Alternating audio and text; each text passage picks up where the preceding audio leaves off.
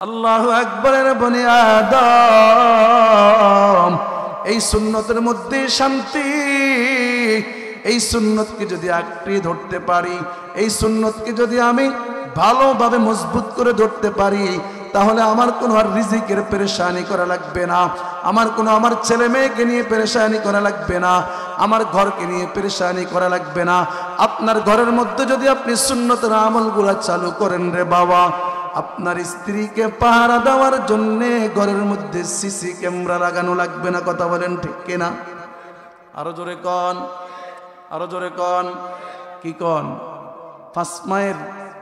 পাঁচ সন্তানের মা ঘর থেকে ভেগে চলে যায় কি যায় না?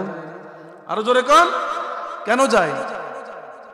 ঘরের মধ্যে সুন্নত নাই, ঘরের মধ্যে আমল নাই, ঘরের মধ্যে ঢিলা নাই, কুলুপ নাই, টিস্যু নাই, নাই নাই নাই নাই কিছু নাই, মেসওয়াক নাই, আছে যত সব বিজাতিদের সংস্করণ। কথা বলেন ঠিক কিনা?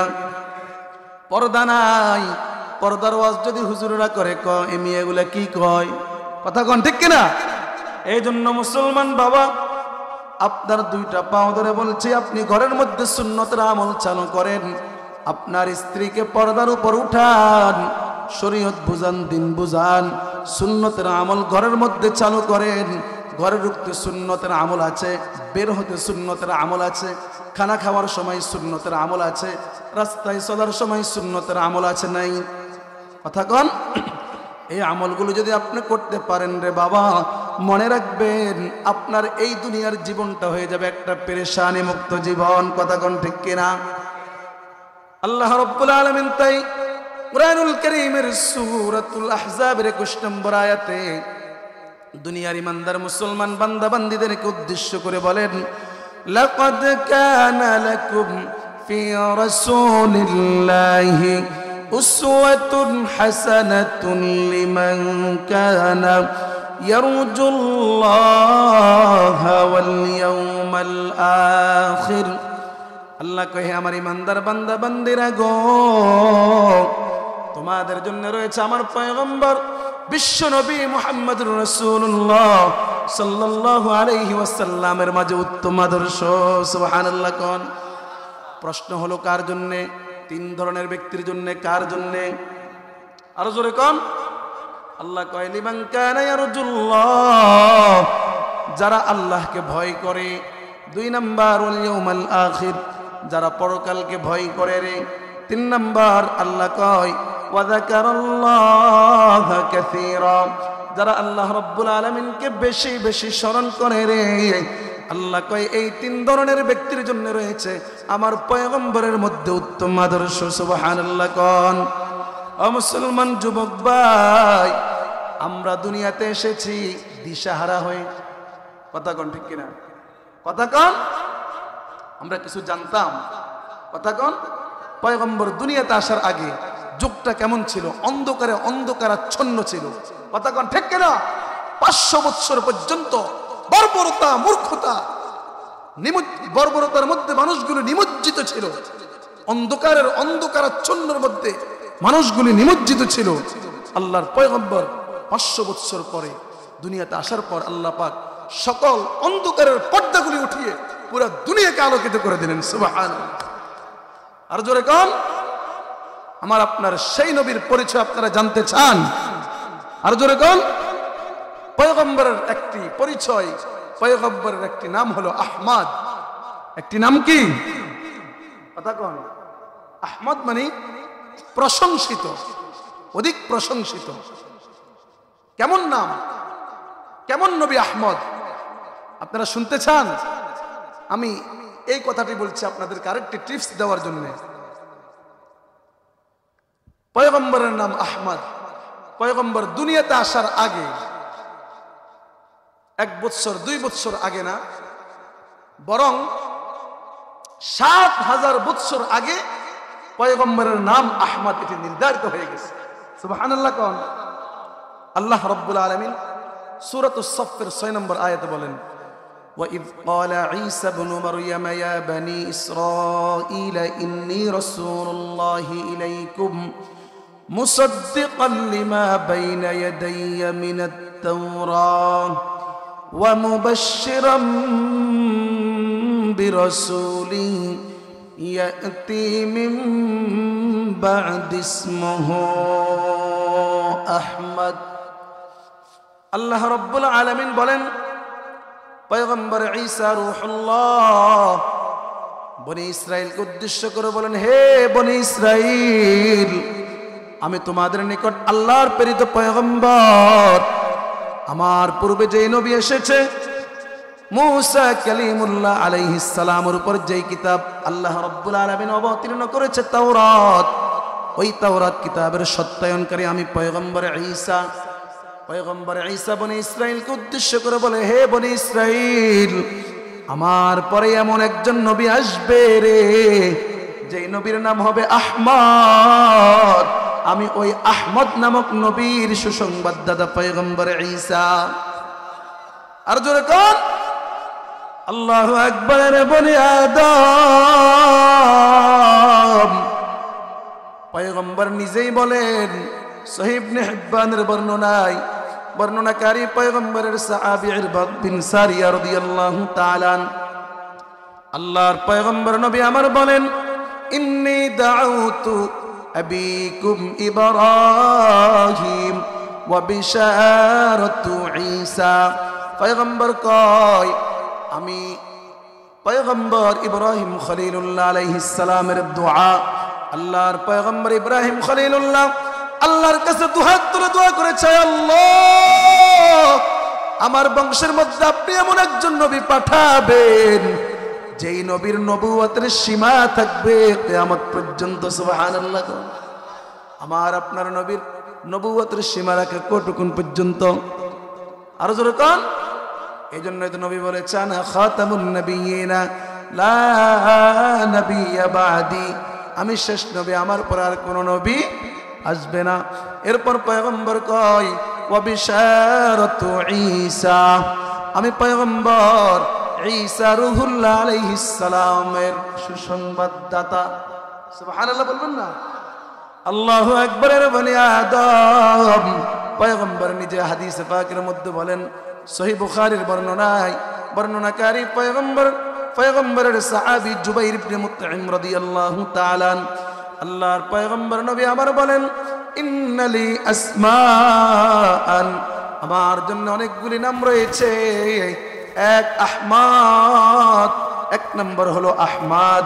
দুই নম্বর ওয়া আনা মুহাম্মদ, আমি মুহাম্মদ। তিন নম্বর ওয়া আনাল মাহি, আমি হলাম মাহি। আল্লাযী ইয়ামহুল্লাহু বিল কুফর, আল্লাহ রাব্বুল আলামিন আমার মাধ্যমে এই পুরো পৃথিবী থেকে কুফরকে মিটাইয়া দিবেন। সুবহানাল্লাহ। পয়গম্বরের মাধ্যমে, পয়গম্বরের উসিলায় এই দুনিয়ার থেকে কাফের মুশরিকদের যেই জোরালো ভূমিকা ছিল, এগুলি দুনিয়ার থেকে চলে গেছে কি যায় নাই? কথা কন। আল্লাহ পাক পয়গম্বরের মাধ্যমে পুরো কুফরকে মিটাইয়া দিয়েছেন। কথা কন, ঠিক কিনা? এরপর পয়গম্বর কয়, ওয়া আনাল হাশির, আমি হলাম হাশির, আল্লাযী ইউহশারুন নাসু আলা কদামি। আল্লাহু আকবার। আল্লাহ রাব্বুল আলামিন আমার পেছনে কাল ময়দানে মাহশারে সকল মানুষগুলোকে সমবেত করবে। আল্লাহু আকবার। এর বনি আদম, এরপর পয়গম্বর কয়, ওয়া আনাল আকিব, আমি হলাম আকিব, আমি হলাম শেষ, আমার পরে এই দুনিয়াতে আর কোনো নবী আসবে না। কথা কোন, ঠিক কিনা? আল্লাহু আকবার। পয়গম্বর নবী আমার অন্য হাদিসে বলেন, আল্লাহর পয়গম্বর আদম আলাইহিস সালামকে পয়গম্বর মুহাম্মদুর রাসূলুল্লাহ সাল্লাল্লাহু আলাইহি ওয়াসাল্লাম সম্পর্কে যখন নাকি খবর দেওয়া হলো, খবর দেওয়ার পর পয়গম্বর আদম ফারাআ ফাদাইলা বাদিহিম আলা বাদ, পয়গম্বর আদম এক একজন নবীর ফজিলত এক একজনের উপর দেখেছে। এরপর আল্লাহর পয়গম্বর কয়, ফারাআ নূরান সাতিআন ফি আসফালিহিম, পয়গম্বর আদম তার পেছনে একটি উদিত নূর দেখেছে। ওই উদিত নূর দেখার পর পয়গম্বর আদম আল্লাহকে উদ্দেশ্য করে বলে, ওগো আল্লাহ, ইয়া রাব্বি মান হাদা, এই উদিত নূর এটি আবার কি? আল্লাহ কয়, হে আদম, এ হলো তোমার ছেলে আহমদ। সুবহানাল্লাহ। কোন তোমার ছেলে আহমদ এমন একজন পয়গম্বর, তিনি হলেন হুয়া আউয়ালু হুয়া আখিরু, তিনি শুরু, তিনি শেষ। ওহুয়া আউয়ালু মান ইয়াদখুলুল জান্নাহ, আল্লাহর পয়গম্বর বিশ্বনবী মুহাম্মদুর রাসূলুল্লাহ সাল্লাল্লাহু আলাইহি ওয়াসাল্লাম, তিনি সর্বপ্রথম জান্নাতে প্রবেশ করবে। সুবহানাল্লাহ কোন? এই কথা পয়গম্বর আদম শোনার পর আল্লাহু আকবার, পয়গম্বর আদম কৃতজ্ঞতা জ্ঞাপন করলেন। পয়গম্বর আদম আল্লাহর নিকট কৃতজ্ঞতা জ্ঞাপন করলেন। পয়গম্বর আদম কয়, আলহামদুলিল্লাহিল্লাযী জাআলা মিন যুররিয়্যাতি মান ইয়াসবিকুনি ইলাল জান্নাহ। পয়গম্বর আদম কয়, ও আল্লাহর শুকর, ওই আল্লাহর কৃতজ্ঞতা জ্ঞাপন করেছি, ওই আল্লাহর প্রশংসা করেছি যিনি আমার ছেলে আহমদকে কাল ময়দানে মাহশারে জান্নাতে প্রবেশ করানোর ক্ষেত্রে অগ্রগামী দিয়ে দিল। সুবহানাল্লাহ কোন? মুসলমান ভাইরা আমার, পয়গম্বরের নাম আহমদ, এমন একটি নাম। এই আহমদ নাম কেমন মর্যাদা সম্পূর্ণ নাম জানুনি? সুবুলুল হুদা ওয়ার রাশাদ ফি সিরাতি খায়রিল ইবাদ কিতাবের মধ্যে ইমাম সালেহী রাহিমাহুল্লাহ তিনি লিখেছে, পয়গম্বরের নাম আহমদ এমন একটি নাম, আল্লাহ রাব্বুল আলামিন এই নামের নমুনায় ইমানদার মুসলমানের নামাজ দিয়েছে। আরো জোরে কোন? আল্লাহু আকবার। বনে আদম, পয়গম্বরের নাম আহমদ। এই আহমদের আলিফটা হলো দাঁড়ানো। ইমানদার মুসলমান নামাজ পড়তে দাঁড়াই পড়ে নাকি শুই পড়ে?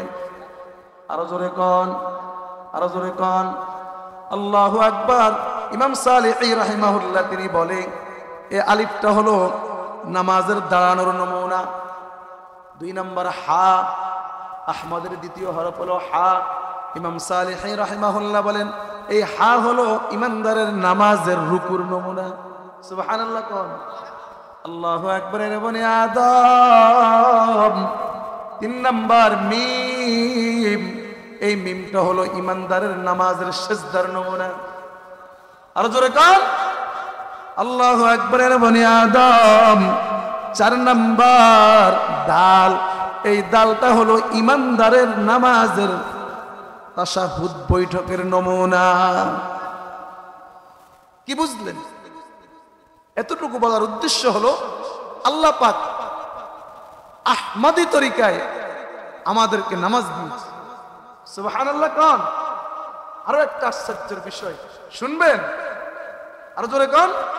ইমাম সালেহী রাহিমাহুল্লাহ তিনি তার কিতাব সুবুলুল হুদা ওয়ার রাশাদ ফি সিরাতি খায়রিল ইবাদ কিতাবের মধ্যে লেখে, আল্লাহ পাক বান্দাকে বানিয়েছে মুহাম্মাদি তরিকা, আর বান্দার উপর নামাজ ফরজ করেছে আহমদি তরিকা। সুবহানাল্লাহ কোন? মুহাম্মাদি তরিকা মানে যখন নাকি মানুষ মায়ের গর্ভের মধ্যে, মানুষ যখন নাকি রক্ত থেকে মাংস, মাংস থেকে এক পর্যায়ে যখন নাকি পূর্ণাঙ্গ রূপ ধারণ করে, মানুষ যে রূপের মধ্যে থাকে মায়ের গর্ভের মধ্যে, ইমাম সালেহী রাহিমাহুল্লাহ বলেন যে এই নমুনাটা, এই দৃশ্যটা হলো আরবিতে মুহাম্মদ লিখতে যে নমুনা আমার আপনার চোখের সামনে আসে, সেই নমুনাটা হলো মানুষের মায়ের গর্ভে থাকার নমুনা। সুবহানাল্লাহ কোন? আপনারা যারা আরবি বুঝেন, আরবিতে মুহাম্মদ লিখলে মুহাম্মদ কোথায় যদি লেখা থাকে আপনারা একটু খেয়াল করবেন, দেখবেন একটা সন্তান মায়ের গর্ভের মধ্যে যেই অবস্থাতে থাকে সেম টু সেম আরবিতে মুহাম্মদ লিখতে ওই অবস্থা। সুবহানাল্লাহ কোন? অতএব ভাই দোস্ত আহবাব, রাত তো গভীর হয়ে গিয়েছে। আমার আলোচনার মূল বিষয়বস্তু ছিল 3 ব্যক্তিকে মুহাব্বত করা, এবং ওই মুহাব্বতের প্রতিদান আমি বলেছিলাম মুহাব্বত করা যাবে 3 ব্যক্তিকে। জবান খুলে বলুন, কয় ব্যক্তিকে? 1 আল্লাহ রাব্বুল আলামিনকে মুহাব্বত করা যাবে, 2 আল্লাহর পয়গম্বরকে মুহাব্বত করা যাবে, 3 আল্লাহ পাকের পয়গম্বরের আহলে বাইত পরিবার পরিজন ওয়ারাসাতুল আম্বিয়া উলামায়ে কেরামকে মুহাব্বত করা যাবে। এই ভালোবাসার 5টা প্রতিদান। জবান খুলে বলুন, কয়টা? আর জোরে কোন? 1 ঈমানের মধ্যে পূর্ণতা আসবে, 2 আপনি আপনার অন্তরের মধ্যে ঈমানের মজা উপলব্ধি করতে পারবেন। সুবহানাল্লাহ কোন? 3 কাল ময়দানে মাহশারে বিপদ মুহূর্তে আল্লাহ পাকের আরশের ছায়াতলে ছায়া পাবেন। 4 কাল ময়দানে মাহশারে আপনি নবীদের, উলামাদের, ওলিদের কাতারে আপনি সমবেত হবেন। 5 আপনি নবীর সাথে স্বয়ং জান্নাতে প্রবেশ করতে পারবেন। তাহলে নবীকে ভালোবাসার প্রয়োজন আছে কি নাই? পরক্ষণে এসে নামাজের কথাটা কেন বললাম? এই নামাজ পড়বেন কি কোন ব্যক্তি তরিকায়? কথা কন। ওই যে আমাদের নোয়াখালীতে একটা বেয়াদব বের হয়েছে, সেলিম, কি এর নাম? এর দলের নাম হলো হিজবুত তাওহীদ। যদিও নাকি দলের নাম দিয়েছে হিজবুত তাওহীদ, কিন্তু আমরা দেখতেছি সম্পূর্ণ এরা হলো হিজবুত শয়তান। কথা বলেন ঠিক কিনা? এরা হলো শয়তানের দল। তাদের নামাজের আলাদা তরিকা আছে। আপনি যদি ওই হিজবুত তাওহীদের তরিকা নামাজ পড়েন, এই নামাজের বিনিময়ে আপনি পয়গম্বরের সাথে জান্নাতে প্রবেশ করতে পারবেন না? না না, ও মুসলমান যুবক ভাই, আরে বনি আদম, আপনি যদি পয়গম্বরের সঙ্গে জান্নাতে প্রবেশ করতে হয়, পয়গম্বরের সঙ্গে যদি জান্নাতে যেতে চান, তাহলে আপনাকে নামাজ পড়তে হবে পয়গম্বরের তরিকায়। কথা কোন ঠিক কিনা? আল্লাহর পয়গম্বর নবী আমার হাদিসে পাকের মধ্যে জানায়া দেন, ক্বালা রাসূলুল্লাহ সাল্লাল্লাহু আলাইহি ওয়াসাল্লাম, সাল্লু কামা রাআইতুমুনি উসাল্লি। আল্লাহর পয়গম্বর সাহাবা আজমাইনকে উদ্দেশ্য করে বলেন, হে আমার সাহাবারা রে, তোমরা আমি পয়গম্বরকে যেভাবে নামাজ পড়তে দেখেছো, তোমরা সেইভাবে নামাজ পড়ো। আমরা পয়গম্বরকে দেখি নাই, সাহাবায়ে কেরামকে দেখি নাই, কিন্তু আমরা তাবিঈন, তবে তাবিঈন, আইম্মায়ে মুজতাহিদিন, সালফে সালেহিন কাউকে দেখি নাই। পরম্পরায় এসে আমরা নবীর ওয়ারিস ওয়ারাসাতুল আম্বিয়া উলামায়ে কেরামকে দেখেছি। কথা বলেন ঠিক কিনা? উলামায়ে কেরাম যেভাবে নামাজ পড়ে, যদি আমরা এইভাবে নামাজটা আল্লাহ পাকের নবীর ভালোবাসা মোহাব্বত অন্তরে নিয়ে নবীজির তরিকা অনুপাতে পড়তে পারি রে বাবা, আল্লাহর পয়গম্বর নবী আমার বলে রে, আল্লাহ রাব্বুল আলামিন এই নামাজের বিনিময় আপনাকে পয়গম্বরের সঙ্গে জান্নাতে প্রবেশ করাবে। তাহলে আমার আলোচনার সারমর্ম কি বুঝলেন? তিন ব্যক্তিকে মহব্বত করবেন, ভালোবাসার 5টি প্রতিদান। আর পরক্ষণে আমাদের উপর যেই আল্লাহ পাক ঈমানের পরে অন্যতম নামাজ দিয়েছে, এই নামাজ ওই নবীর মহব্বত আর ভালোবাসা নিয়ে নবীজির তরিকা অনুপাতে যদি পড়তে পারেন, তাহলে আপনি জান্নাতের মালিক হতে পারবেন। কথা বলেন ঠিক কিনা?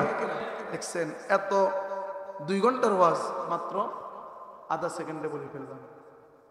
মনে থাকবে তো ইনশাআল্লাহ? মহব্বত কয় ব্যক্তিকে? 3 ব্যক্তিকে। ভালোবাসার কয়টি প্রতিদান? 5টি প্রতিদান।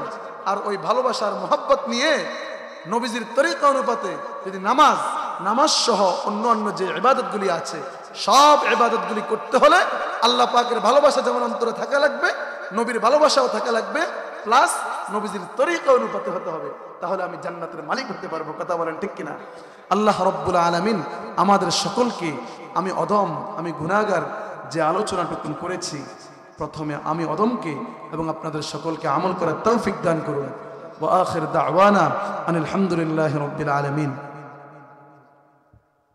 সবাই বসেন। ইন্না লিল্লাহি, বসেন। 2 দিন ব্যাপী মাহফিলের আজ প্রথম দিন শেষ।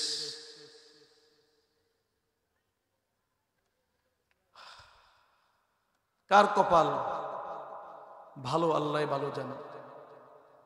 এই মাজমার মধ্যে কে আছে এমন যার হাতের উসিলায়, যার জবানের উসিলায়, যার ইবাদতের উসিলায় আল্লাহ পাক আমাদের দোয়াগুলি কবুল করবে। আপনারা অনেক কষ্ট করেছেন, সাদ ভাই অনেক কষ্ট করেছে, এই মাহফিল আঞ্জাম দিয়েছে, আপনারা সহযোগিতা করেছেন। এই এলাকায় এরকম মাহফিল আপনারা চান কি চান না? মাহফিল হলো ক্ষতি না লাভ? এজন্য বলবো, আপনারা সাড়া দিয়েছেন, অদূর ভবিষ্যতেও সাড়া দিবেন। যারা চলে গিয়েছে তাদেরকেও সাধুবাদ জানাই। তবে একটা মাজমাতে বসলে নিয়ম হলো, ওই মাজমা থেকে সবাই যখন উঠবে তখন আমিও উঠবো। কথা বলেন ঠিক কিনা? তো সকলেই